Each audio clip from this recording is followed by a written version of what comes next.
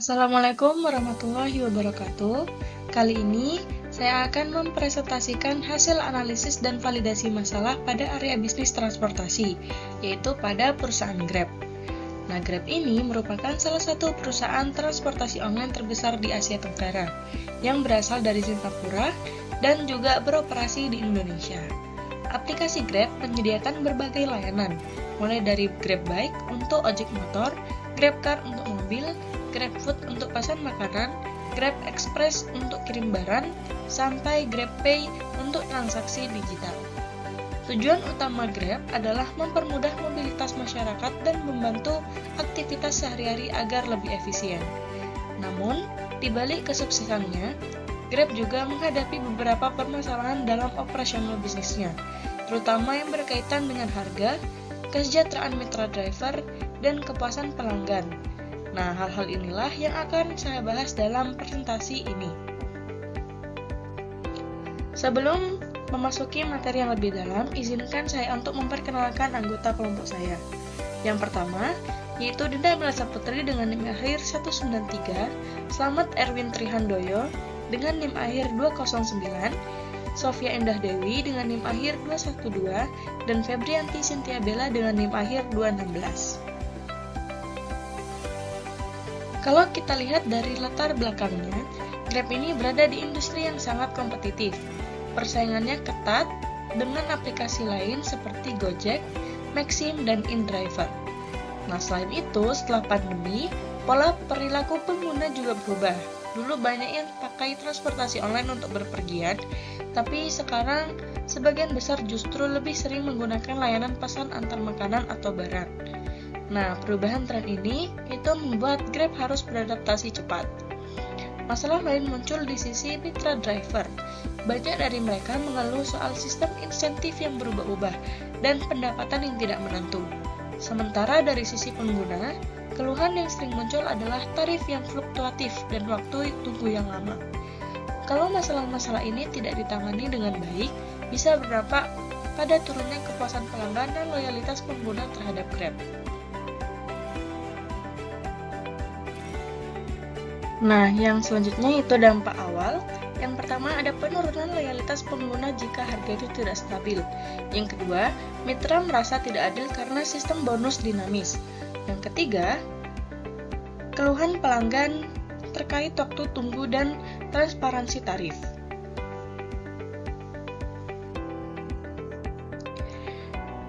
Dari hasil analisis, ada 3 masalah utama yang dihadapi Grab. Yang pertama adalah fluktuasi harga atau perubahan tarif yang tidak stabil. Misalnya, di jam sibuk atau saat hujan. Harga bisa naik cukup tinggi. Pengguna kadang merasa harga itu tidak adil dan akhirnya mereka itu beralih ke aplikasi pesaing yang harganya itu lebih stabil. Masalah yang kedua adalah kesejahteraan mitra driver. Banyak mitra mengeluhkan sistem bonus dan insentif yang sangat berubah tanpa penjelasan yang jelas.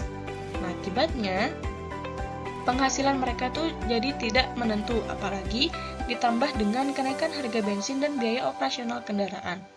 Masalah yang ketiga adalah kualitas layanan yang tidak konsisten. Karena jumlah driver yang banyak dan beragam, pengalaman pelanggan juga berbeda-beda. Ada yang mendapatkan layanan yang bagus, tapi ada juga yang kecewa karena drivernya kurang ramah atau tidak tepat waktu. Nah, 3 hal ini itu saling berkaitan dan menjadi sumber utama ketidakpuasan baik dari sisi pengguna maupun dari sisi mitra driver. Selanjutnya kita masuk ke analisis akar masalah. Jadi di sini kita tuh mencoba mencari penyebab sebenarnya dari masalah-masalah tadi. Kalau dilihat dari berbagai sisi, akar masalahnya bisa dibagi menjadi beberapa faktor. Yang pertama dari sisi manajemen operasional. Algoritma tarif dinamis yang digunakan Grab mungkin belum bekerja secara optimal, sehingga harga bisa berubah terlalu sering. Yang kedua, dari sisi teknologi. Sistem rating dan penilaian itu masih kurang akurat, karena driver sudah memberikan pelayanan baik tapi tetap dapat nilai yang rendah ataupun sebaliknya. Yang ketiga, dari sisi SDM atau sumber daya manusia. Pelatihan untuk mitra driver masih kurang intens. Padahal mereka itu adalah ujung tombak layanan Grab. Yang keempat, dari sisi kebijakan internal. sistem bonus dan penalti sering berubah tanpa sosialisasi yang memadai, jadi banyak mitra yang merasa kebingungan. Dan terakhir, dari faktor eksternal, kenaikan harga BBM dan inflasi juga ikut menambah beban biaya operasional pada mitra. Jadi masalah yang terjadi ini bukan cuma karena satu hal, tapi karena kombinasi dari beberapa faktor yang saling mempengaruhi. Setelah menemukan masalah dan akar penyebabnya, Grab perlu melakukan validasi masalah supaya tahu apakah masalah ini benar-benar nyata dan seberapa besar dampaknya. Ada beberapa langkah yang dilakukan untuk validasi. Yang pertama, Grab melakukan survei terhadap pengguna untuk mengetahui tingkat kepuasan mereka. Hasilnya sekitar 63% pengguna mengeluhkan tarif yang sering naik terutama di jam-jam sibuk. Yang kedua, Grab juga mewawancarai mitra driver untuk mendengar langsung pendapat mereka. Banyak driver yang merasa sistem insentif baru justru menurunkan pendapatan mereka. Yang ketiga, Grab melakukan analisis data aplikasi seperti melihat tingkat pembatalan pesanan, waktu tunggu, dan penilaian pelanggan. Hasilnya menunjukkan kalau tarif naik, jumlah pesanan malah menurun. Dan yang keempat, Grab melakukan perbandingan dengan kompetitor seperti Gojek dan Maxim untuk melihat bagaimana kebijakan mereka.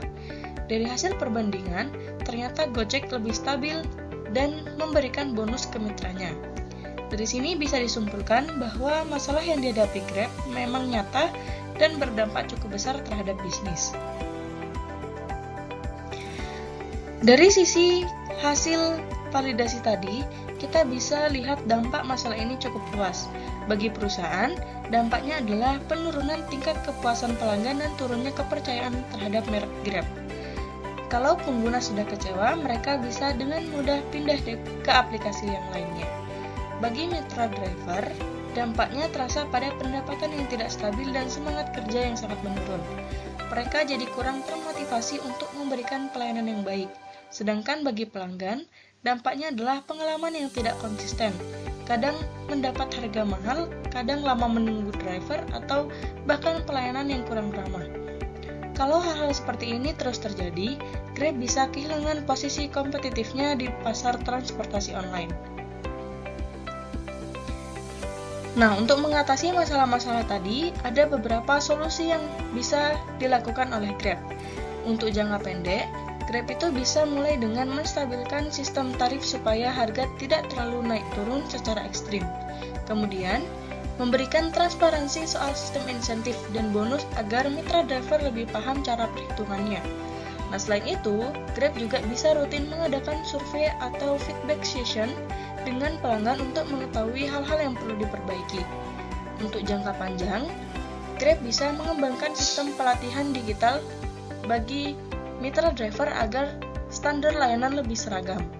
Selain itu, Grab bisa memanfaatkan teknologi AI untuk memprediksi permintaan dan menyesuaikan harga secara otomatis agar lebih adil. Dan yang paling penting, semua kebijakan dan keputusan sebaiknya berbasis data dan hasil evaluasi yang nyata, supaya hasilnya bisa lebih efektif dan tepat sasaran. Sebagai kesimpulan, bisa kita lihat bahwa masalah utama Grab terletak pada keseimbangan antara teknologi, kesejahteraan mitra, dan kepuasan pelanggan. Masalah seperti tarif yang fluktuatif, pendapatan mitra yang tidak stabil, dan kualitas layanan yang tidak konsisten memang berdampak besar bagi keberlanjutan bisnis. Dengan melakukan analisis dan validasi melalui survei, wawancara, serta analisis data, Grab bisa mengetahui dengan pasti bahwa masalah tersebut benar-benar terjadi. Langkah ke depan yang perlu dilakukan adalah memperkuat sistem berbasis data, meningkatkan komunikasi dengan mitra, serta harus terus memperbaiki pengalaman pelanggan.